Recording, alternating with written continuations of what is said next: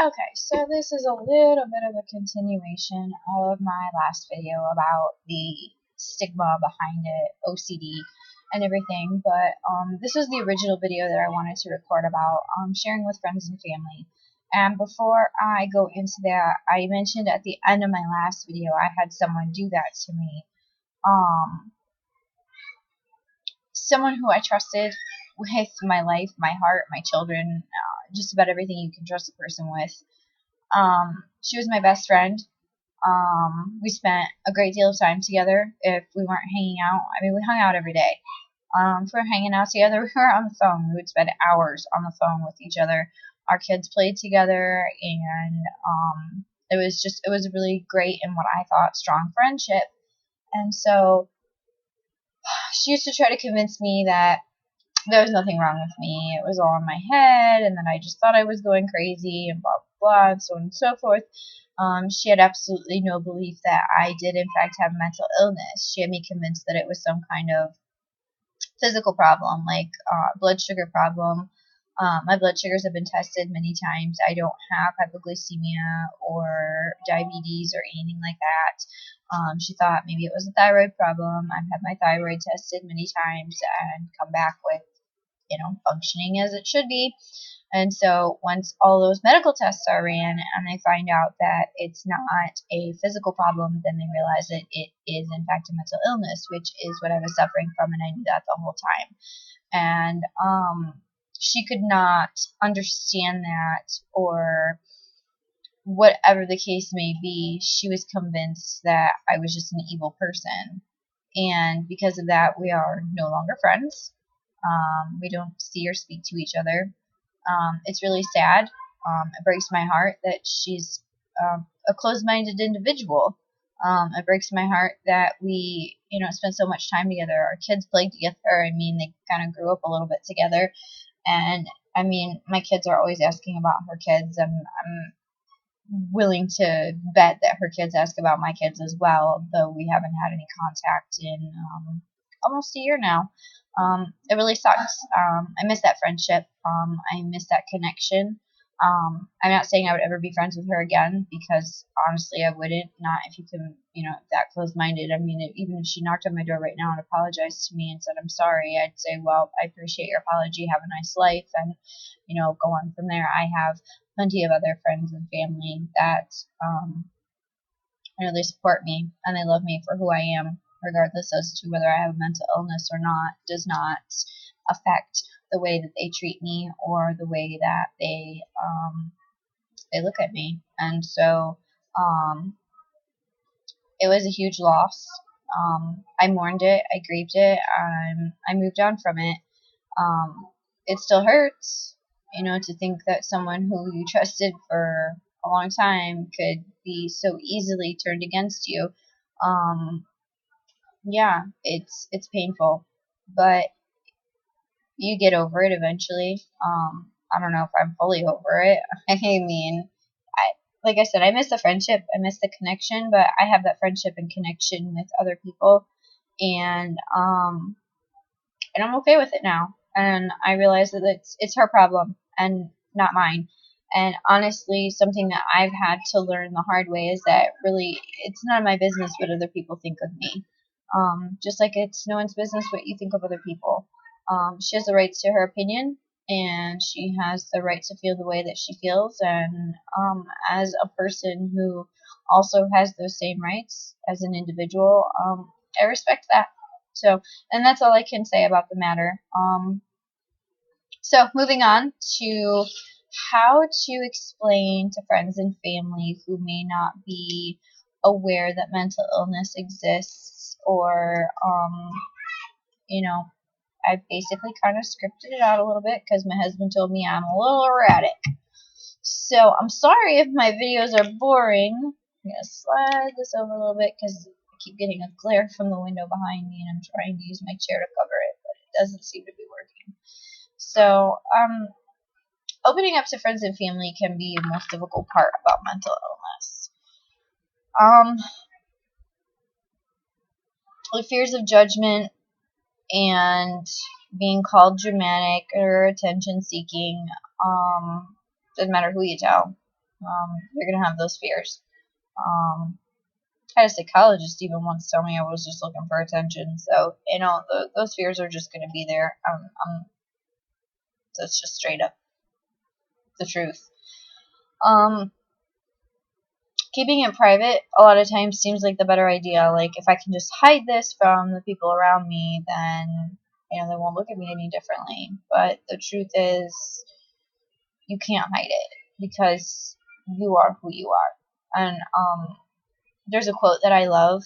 I don't know who said it, but it's, I may have OCD, but OCD does not have me, because we're constantly fighting it. That's the point. We want to fight it. We're not going to succumb to it or give into it. So, you keep fighting. You fight every day. It's exhausting, but keep fighting. Don't give up. Eventually, someday, there will be better treatments and maybe even a cure. But anyway, continuing on. So, having a really strong support system is important for healing and recovery.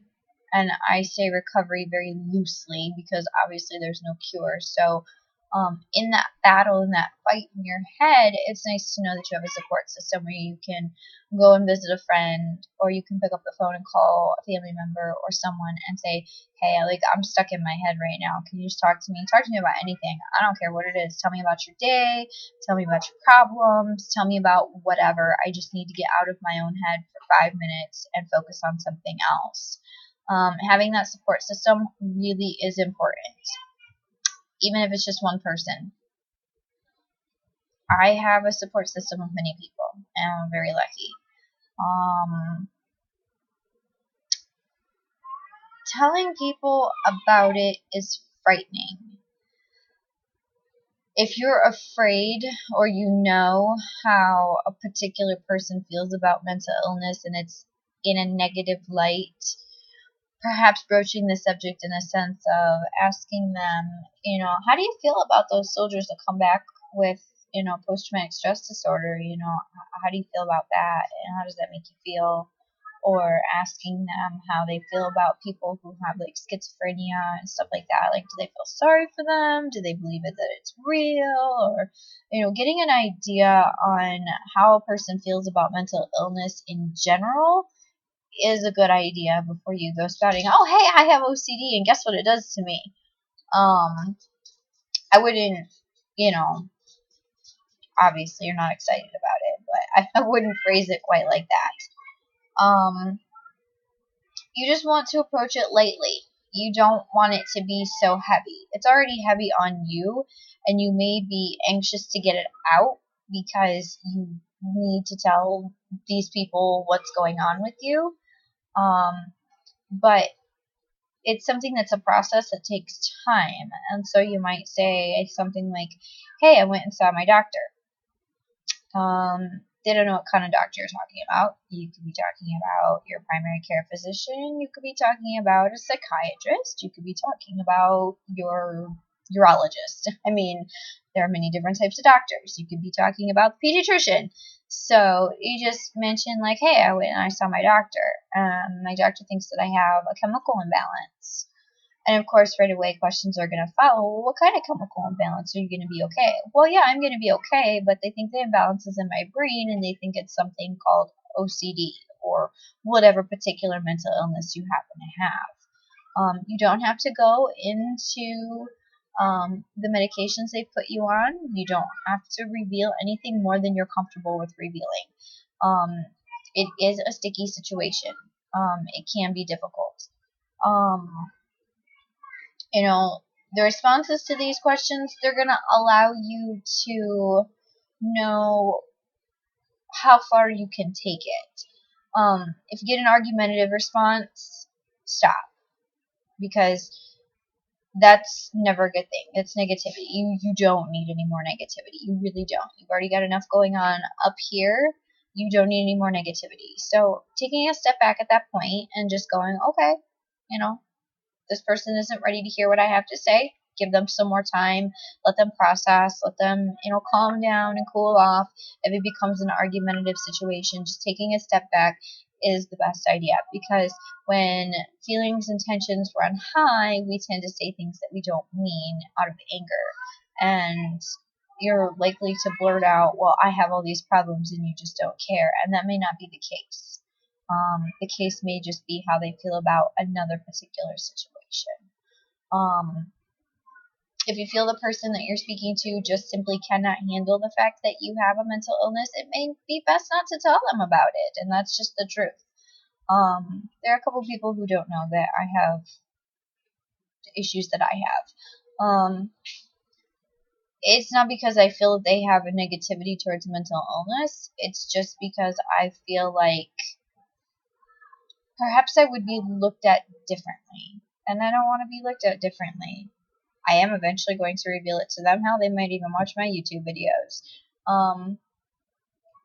Eventually, everyone I know will know what I suffer with, but at this particular point in time, I am slowly working my way in, and that's the best way to do it. You just slowly mention things here and there, until one day you just come right out and you say, I have a mental illness, and whether you believe that it's true or not, I do, and I'm under the care of a psychiatrist or a psychologist or both.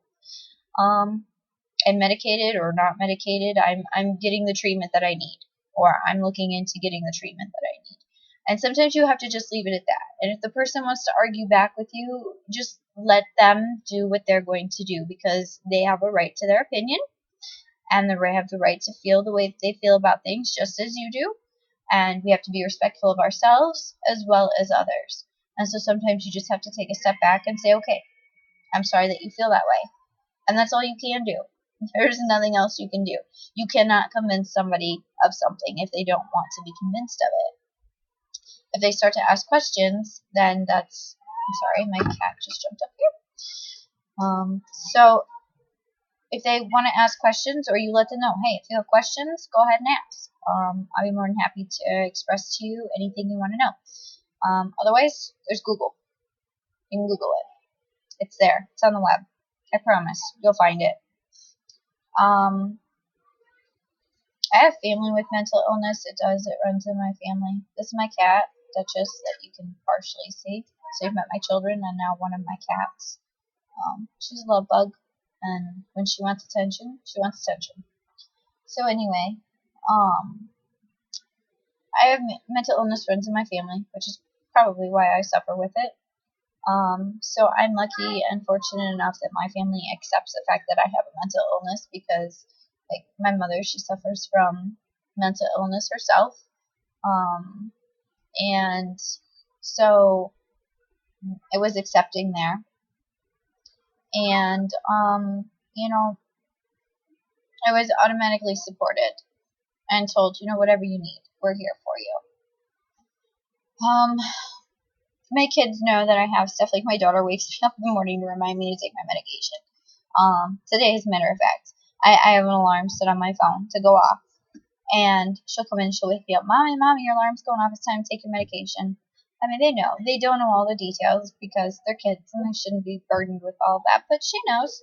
And she also knows that it runs in the family and that she's got a higher risk of coming down with it. And she knows that if she starts to feel a particular way, or my son even start to feel a particular way, and they don't feel quite right, they know they can come to me and they can tell me.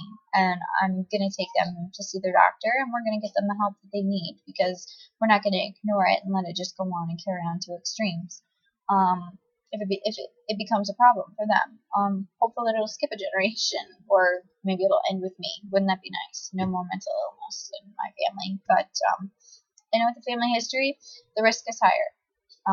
It's a sad thing. It's an unfortunate thing. I watch my kids very closely for it. So far so good. My kids are 7 and 11, and they are doing great. And my daughter's at that age where she could start to develop depression, but she's not. So I'm grateful. I'm lucky. If it happens later in life, I'm going to be there to hold their hands and support them and let them know, Mom's here. You got me. I'm your support system. I'm as strong as, the concrete on the ground. When it came to my husband, he had never really been exposed to mental illness. He knew what depression was, and most people who hear the word depression, they know what it is. Anxiety, the same thing. He was unfamiliar with some of the stuff that I've gone through, but he's done the research. We've done research together. So he, not having any personal experience, not knowing a whole lot about what happens when a person has mental illness, he supported me in the sense of he loved me no matter what. He was going to stick it out with me because that's what we believe in. Once you're married, that's it. You're married, you're together. But he saw firsthand what it was doing to me. And so because of that, I think it was difficult for him to accept that something was wrong in the beginning. But then as time went on and he really, got the idea, okay, this is what's wrong. Something's wrong with my wife. This woman that I love, this woman that I've devoted my life to. Something's wrong with her. We need to get a handle on it. And he'd do anything to help me. Anything to help me get better because he loves me, because he cares for me. Over time, he learned more and more. Like I said, he did his research, and we've done research together, and it's easier for him to accept now. He will also remind me to take my medication when it's time because I'm a forgetful person. You tell me to get milk, and I go to Walmart, and I get everything but milk. It's like that age-old story, The biggest lie I tell myself is I don't need to write that down. It's true for me. If I need milk, I gotta I gotta write it on my hand because I'll forget. And I'll go home and I'll be like, oh crap, I forgot the damn milk. But yeah, so they're there for me. They support me. My husband asks me. He leaves, he goes to work, and he gets settled in, and he'll give me a call and he'll ask me, "How's your head?" Well, it's good. Or I'm dealing with this, or I'm dealing with that. He literally outright asks me, "How's your head?" It's cute. It's sweet. It's his way of showing me that he really cares, that he really does, take an interest in the fact that I have these issues and that, he supports me in them. And just by him calling me a 5-minute conversation, hey, I'm at work, I'm settled in, what are the kids up to, what are you up to, how's your head? How's your head is like getting a bouquet of flowers. I don't know. To me, it is. Because that shows me that he cares. He cares. He wants to know how I'm doing up here. It's an amazing thing. I'm lucky. I know that. I'm sorry. I don't mean to brag, but I am. So, I've already talked about, a lot of other things. That I have written down here because I approached them first.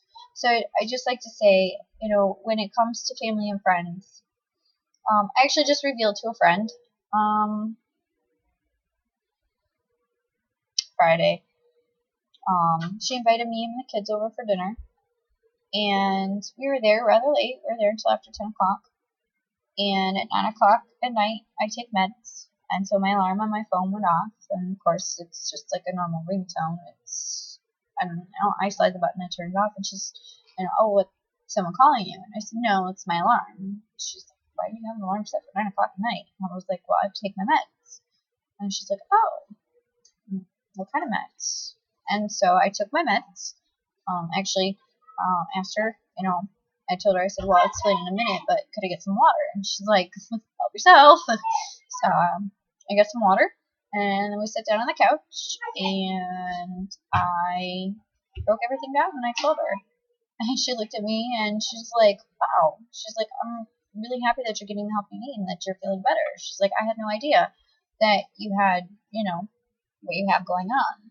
And she told me, she said, I respect you for everything you're going through. She said, so many people are just so ignorant and so close-minded. I was like, yeah. Later on, I'm going to see a Facebook post. Crazy friend on all these drugs. And she's like, no, And I was like, no, I know, but we were teasing, and it was, one of the things I least expected, because she herself does not, that I know of, suffer from mental illness. I'm sure she's been around people who suffer from it. I'm pretty sure everybody has been exposed once or twice. But just sitting down and telling her was very anxiety-riding and nerve-wracking, and the fact that, she saw me take my medications, and so she knows that I'm being treated and everything, and now she doesn't call me and ask me how my head is, but that's not her job, that's my husband's job. But it was a difficult thing to do, to actually just sit down and be like, I have OCD, and I also suffer with depression, and I'm being treated by a psychiatrist, and I take medication for it. And she's like, oh. She's like, you don't wash your hands all the time. And I'm like, nope, sure don't, because it's not my particular variation of OCD. So, just noticing this video is a lot longer than my last video, so I'm going to go ahead and close now. Comment, like, subscribe, ask questions. I will answer them. I'm going to try to do another video soon-ish. I don't know when that'll be, but soonish. Again, if you have questions, ask. That's the most important thing. Comment underneath the thing, under me here. Comment and ask questions. I will answer them. I will get back to you like ASAP. I don't sit around and just like stare at it waiting for comments, but if something comes through, it'll notify me and I'll answer your question quickly or get back to you as fast as I can. So, alright, I am at 22 minutes now, so I will see you all later.